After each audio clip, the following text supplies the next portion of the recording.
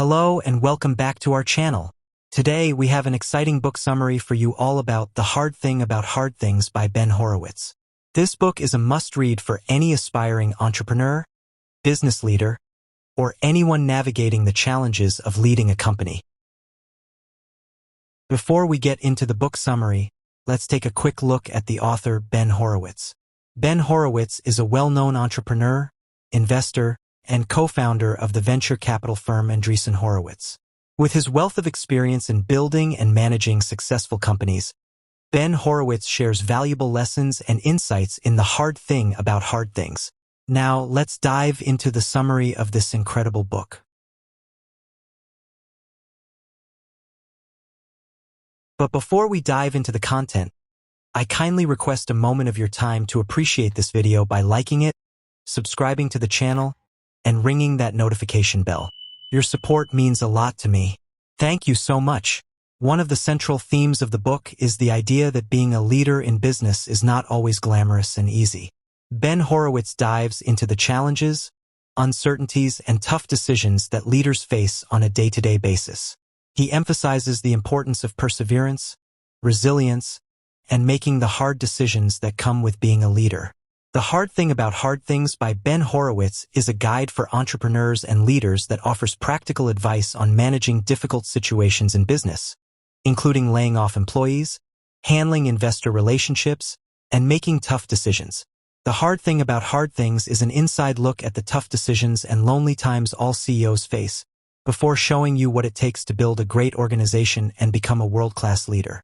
When I saw that this book was one of the favorites of our own CEO at Coach.me, Tony Stubblebine, yesterday, I knew I had to read this summary next. The Hard Thing About Hard Things had been on top of my library for quite some time, but I was a little scared because it was quite long, to be honest. Today, I decided to suck it up and see what Mr. Ben Horowitz has to teach us after selling his company Opsware to HP for $1.6 billion. That's right, billion in cash in 2007. Here's what I learned. The CEO should be the first one to shout when shit hits the fan. There are two types of CEOs. Great CEOs must learn to be comfortable being uncomfortable. Let's look at the what and why of these lessons. Lesson 1. The CEO should be the first one to shout when a crisis occurs. Have you ever worked in a place where there was a lot of gossip? If so, it might have been due to a cover-up policy. A lot of companies try to cover up crises or when things go wrong, in order to solve them quietly while the employees think everything is great. This is a sucker's move for two reasons. Information about a crisis always leaks through, so eventually, your employees will find out anyway. By trying to solve the problem alone and in secrecy, you're not allocating the resources to it that it deserves and needs. Imagine you're being sued for a technical malfunction of your product. You could try to hire a great lawyer, go to court, and fend off the charges. However, eventually someone will spill the beans about your trip to the courtroom, causing all of your employees to panic about the sudden news and wonder if they'll get fired.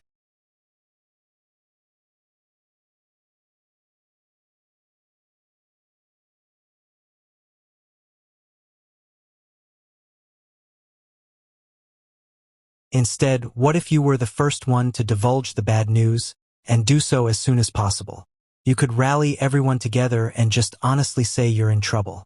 This will not only ease the burden on your own shoulders as CEO, it'll also help get the problem in the hands of the people that are most capable of solving it. Now, an engineer can look at what went wrong and if it was an actual product malfunction or just operated in the wrong way. Don't think your employees can't handle the truth. Be honest and upfront about bad news, and your entire company will benefit from it. Lesson 2. There are two types of CEOs, good ones and bad ones. Joke. Horowitz makes two interesting distinctions. He calls them ones and twos. This is in no means an order. Ones are the strategic CEOs, the visionaries, those who are great at finding a path the company can follow. They love making strategic decisions and aren't afraid to pivot the company when it needs to. A good example of a one is Bill Gates. Twos prefer execution and managing over researching and trying to make decisions. They're the practical CEOs who love to implement, direct a team, and get stuff done. For a company to truly shine, you need to have enough of both qualities, so if you're a one, get some two skills and vice versa. Horowitz calls these functional ones, which are important to have as executives as well. For example, if your marketing director is a functional one, she'll be cool with making strategic marketing decisions, since it's her area of expertise, but would rather just implement what you tell her is important for the general direction of the company. So make sure you learn the part you don't do as well, or at least attract the right people for the job. Lesson 3. What makes a great CEO is to be comfortable being uncomfortable. This is what it comes down to. As a CEO, you'll always be responsible for everything, whether it's the new product that bombed or Steve's clash with Sally over the last piece of cake. You might as well just get used to being uncomfortable. After all, you'll be in this state for quite some time, more like always. The job of a CEO is unnatural in so many ways, and often you'll have to go against what your instincts tell you. So one of the best things you can do is practicing to leave your comfort zone in advance. Outside of your comfort zone is where the magic happens. Now go make some magic. I was expecting more about struggles and obstacles, but found I actually liked the balance between the 3 parts. The struggle of a leader, how to build a company that lasts, and what it takes to be a great CEO.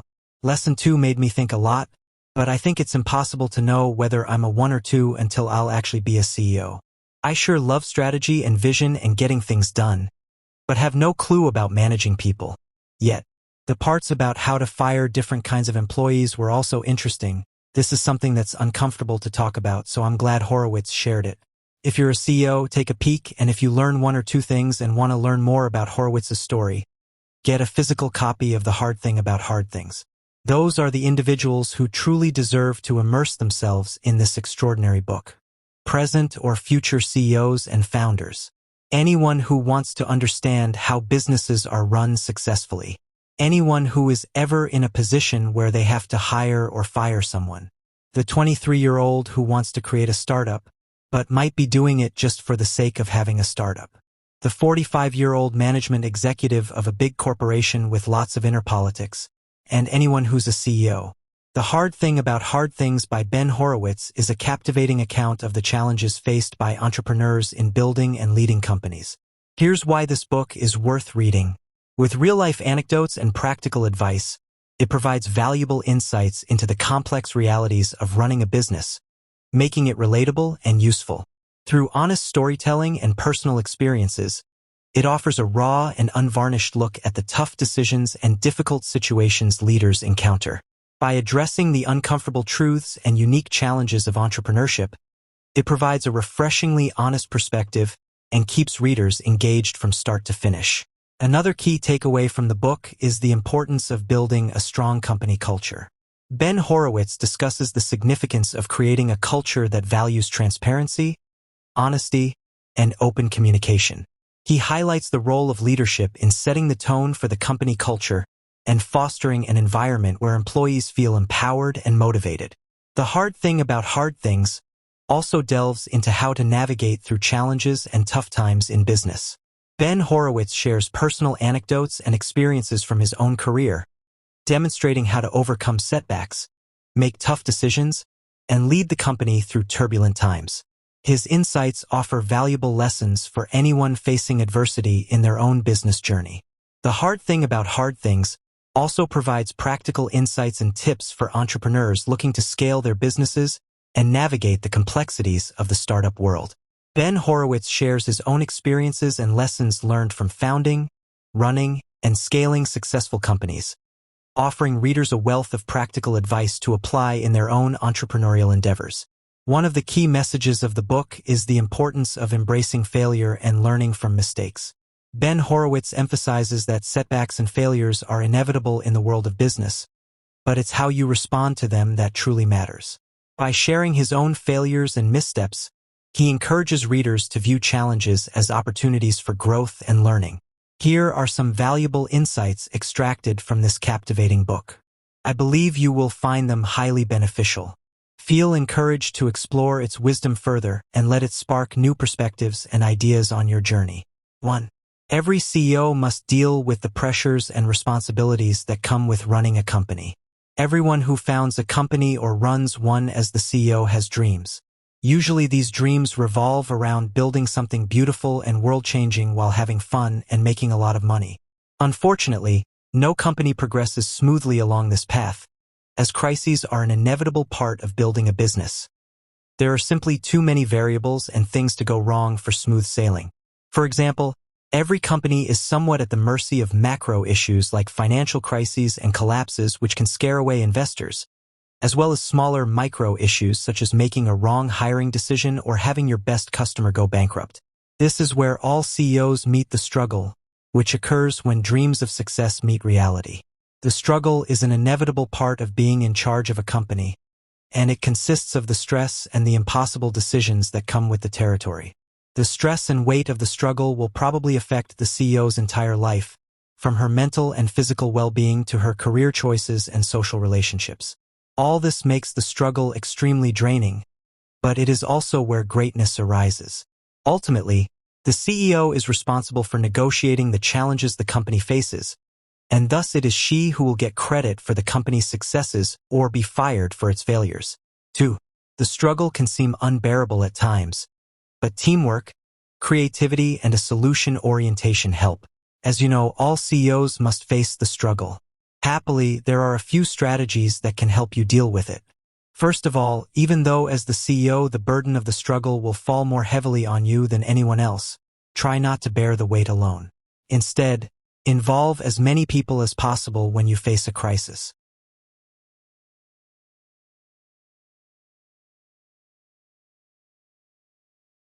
3.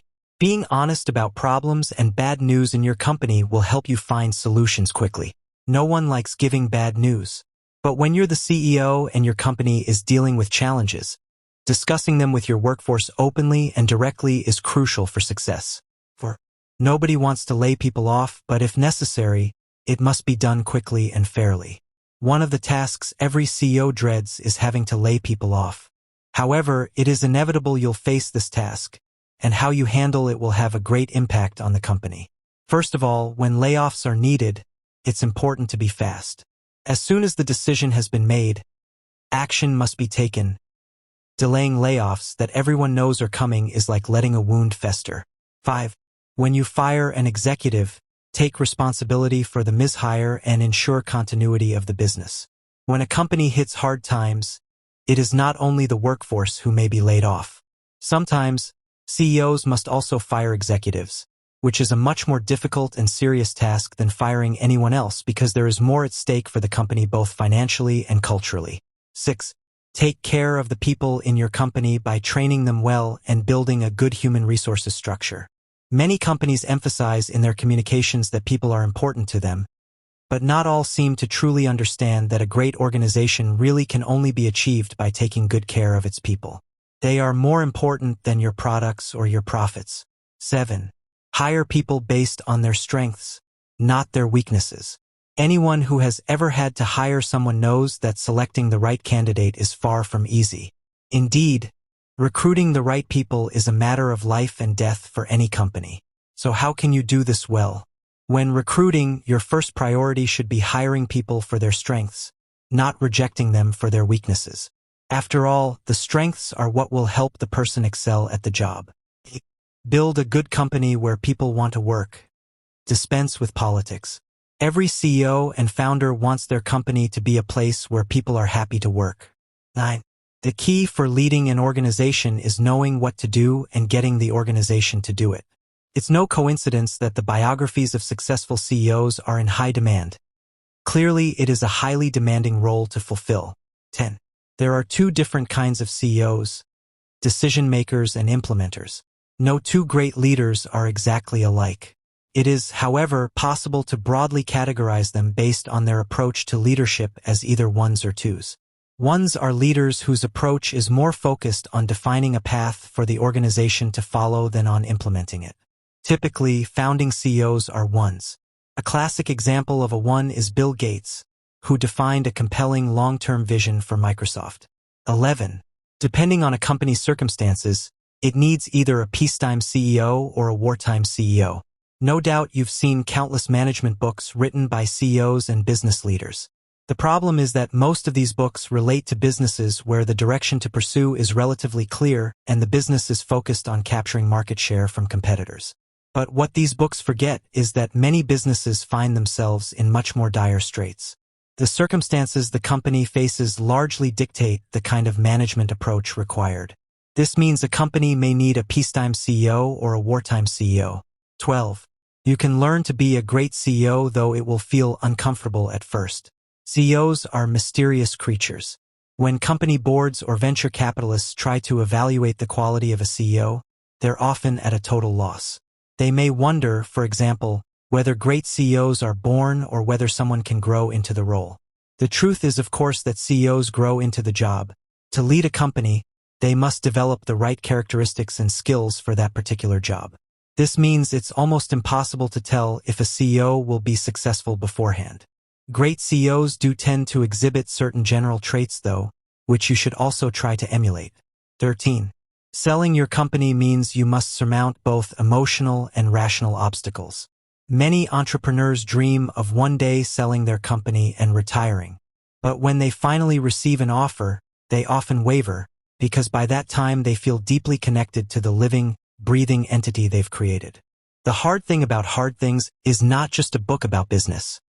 It's also a source of inspiration and motivation for anyone facing tough challenges in their personal or professional lives. Ben Horowitz's candid and heartfelt storytelling will leave readers feeling encouraged, inspired, and ready to tackle whatever obstacles come their way. The book serves as a reminder that with resilience, determination, and a willingness to face the hard things, success is always within reach. In conclusion, The Hard Thing About Hard Things is a compelling book that offers practical advice and wisdom for aspiring entrepreneurs and business leaders. Through his candid storytelling and insightful reflections, Ben Horowitz provides readers with a roadmap for navigating the complexities of business leadership. If you're looking for a book that offers real-world guidance on building and leading successful companies, this is definitely a must-read. You can find the link to acquire a copy of this incredible book in the description below. Thanks for accompanying us on this journey through the summary of this book. I hope you guys enjoyed that video. If you found this book summary helpful, be sure to give this video a thumbs up and subscribe to our channel for more book summaries and insightful content. And share this uplifting summary with someone who may benefit from hearing them. Leave a comment down below if you've read this book or have any other recommendations for us. Until next time, stay awesome and keep learning.